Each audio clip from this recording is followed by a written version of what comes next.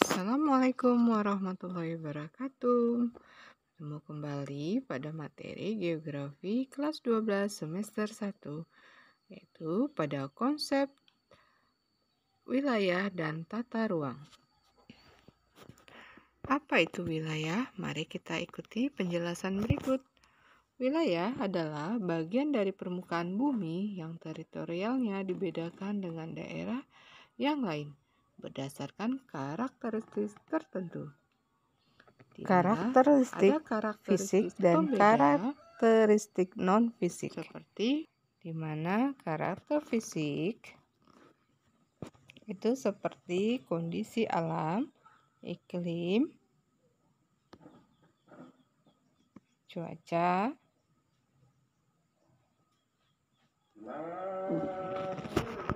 karakteristik non-fisik seperti hubungan sosial dengan masyarakat, dengan alam, itu adalah kondisi karakteristik non-fisik.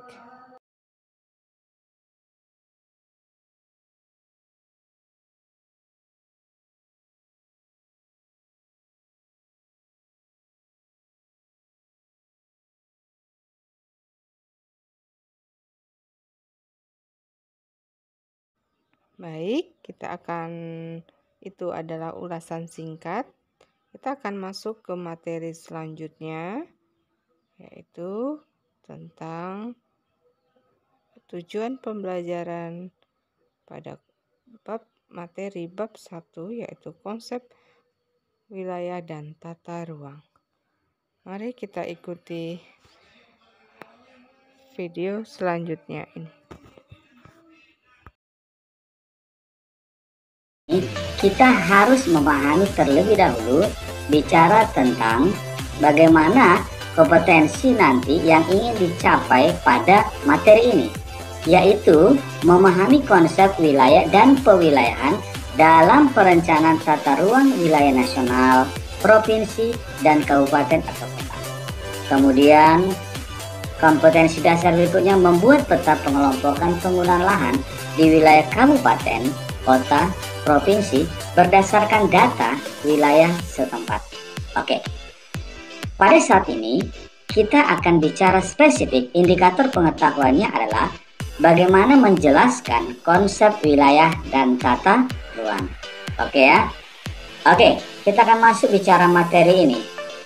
Pertama, ketika kita berbicara tentang materi ini akan muncul pertanyaan. Apa sih itu wilayah atau region? Oke, ketika bicara hal tersebut, kita lihat pertama definisi menurut American Society of Planning Official. Ini mengatakan bahwa wilayah adalah daerah tertentu yang pada wilayah yang bersangkutan telah tumbuh karakteristik yang menyangkut pola penyesuaian gejala kemanusiaan terhadap lingkungannya. Ya, menurut American Society of Planning Official. Kemudian, menurut Peraturan Pemerintah Nomor 26 Tahun 2007 tentang penataan tata ruang wilayah menyatakan bahwa wilayah adalah ruang dengan segenap kesatuan geografis dan aspek yang terkait padanya, di mana batas dan sistemnya ditentukan berdasarkan aspek administratif dan aspek fungsional. Jadi, apa sih itu wilayah? Kan gitu ya. Oke lah. Kesimpulannya yang bisa kita lihat nanti bahwa wilayah adalah bagian dari permukaan bumi yang memiliki karakteristik khusus dan berbeda dengan wilayah yang lain. Itu dia ya. Oke. Jadi hal berikutnya yang harus kalian pahami adalah apa sih perbedaan antara wilayah dengan daerah atau area, dengan lokasi, dan juga dengan kawasan. Nah, bagaimana kita bisa membedakannya? Kita harus tahu definisi masing-masing. Bahwa yang pertama, bicara ruang. Ruang adalah area yang terdapat pada permukaan bumi, meliputi daratan dan perairan. Ruang dalam geografi dikenal juga dengan istilah space. Yang kedua, lokasi atau location. Ini adalah suatu posisi relatif maupun absolut pada ruang permukaan bumi. Wilayah diartikan sebagai suatu daerah atau area yang memiliki homogenitas atau persamaan, baik itu yang sifatnya formal atau fungsional. Istilah lain dari wilayah ini adalah region. Berikutnya kita bicara tentang kawasan, di mana kawasan diartikan sebagai suatu bagian dari wilayah atau region yang difungsikan untuk hal tertentu. Misalnya pada wilayah perkotaan dijumpai adanya kawasan industri, kawasan permukiman, kawasan perniagaan, kawasan perkantoran, dan lain-lainnya.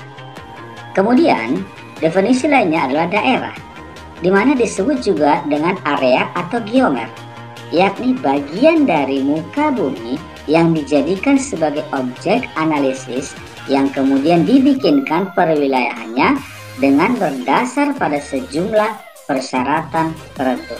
Oke, dari definisi ini kalian bisa membedakan apa itu ruang, lokasi, wilayah, kawasan, dan juga daerah. Oke ya. Kemudian kita akan masuk bicara konsep wilayah yang mau kita analisis. Konsep wilayah di sini nanti secara umum terbagi menjadi dua. Ada yang secara umum konsep wilayahnya, ada konsep wilayah bicara tentang aspek.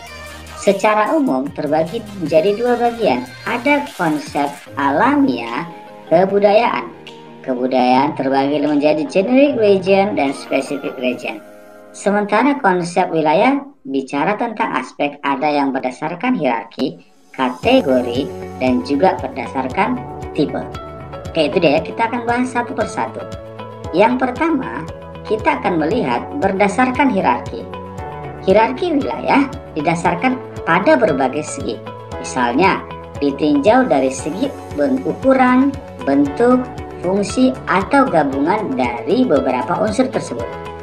Gabungan dari Landschaftsstil akan membentuk wilayah yang lebih luas, yang disebut dengan Landschaft.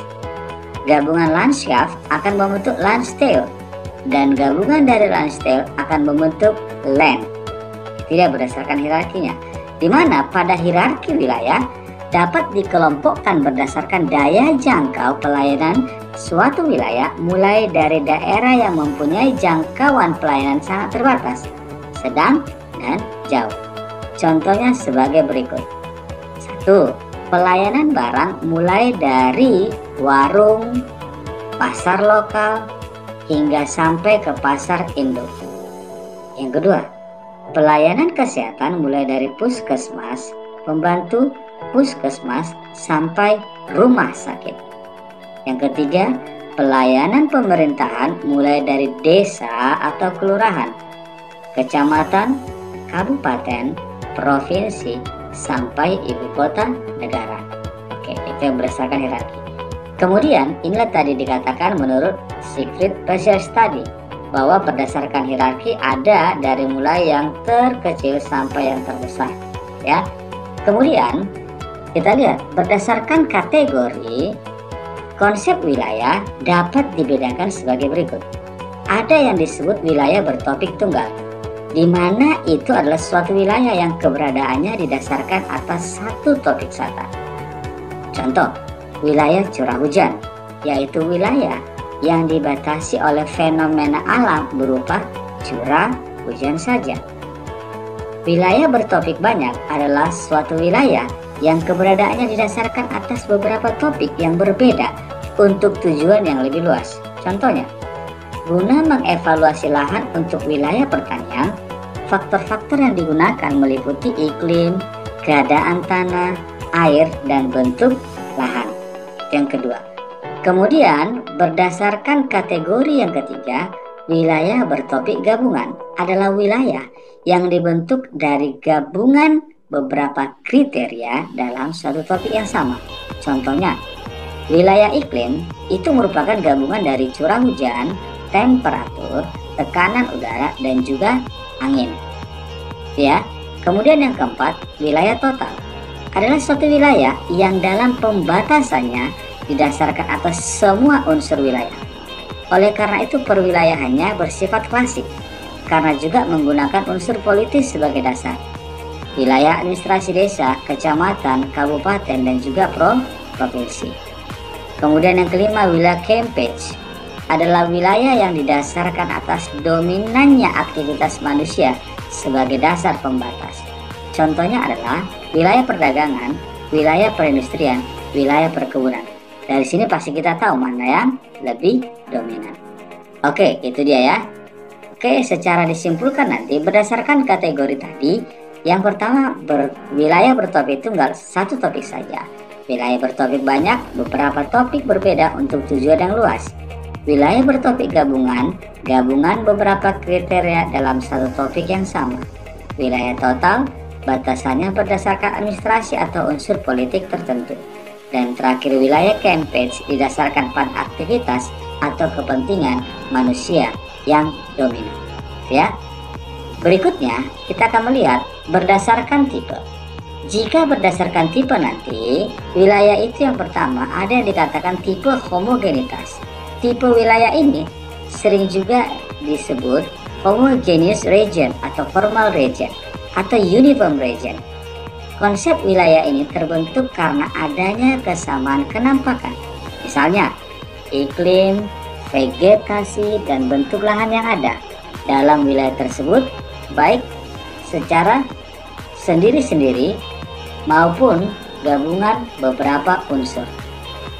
Wilayah mempunyai bentuk-bentuk kenampakan penggunaan lahan dengan pola umum dari aktivitas pertanian, industri, permukiman, perkebunan, dan bentuk penggunaan lahan lain.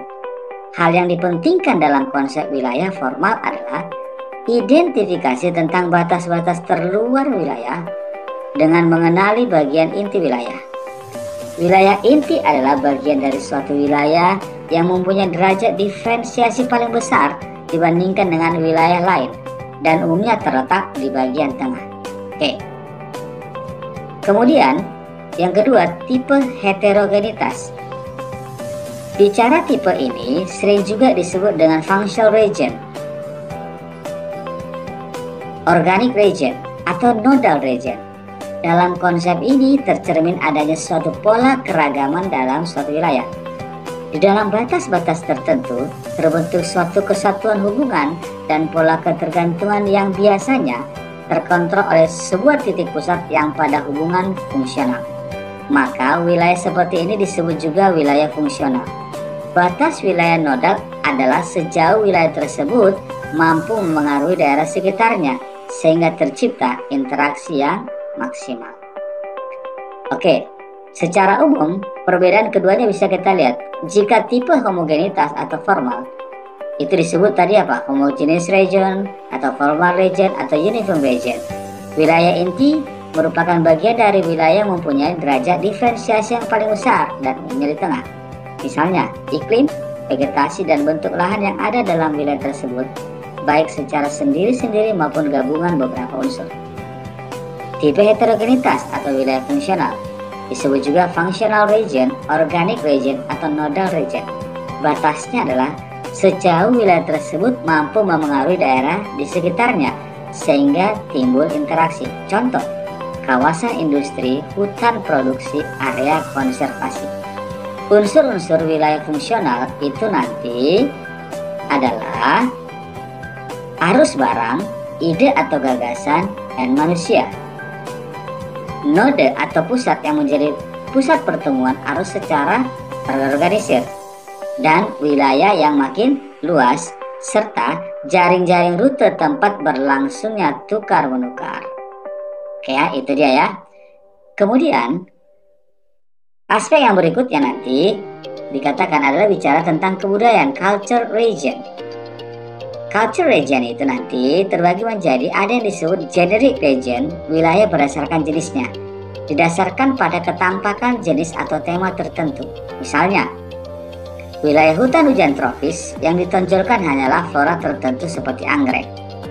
Wilayah pertanian di mana penentuannya masih didasarkan pada sifat alaminya.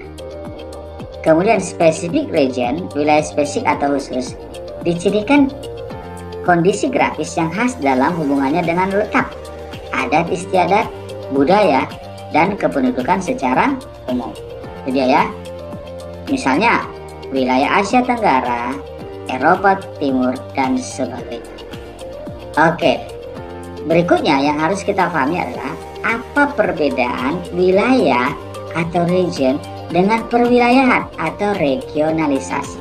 Jadi, saya ulangi, apa perbedaan antara wilayah atau region dengan perwilayahan atau regionalisasi?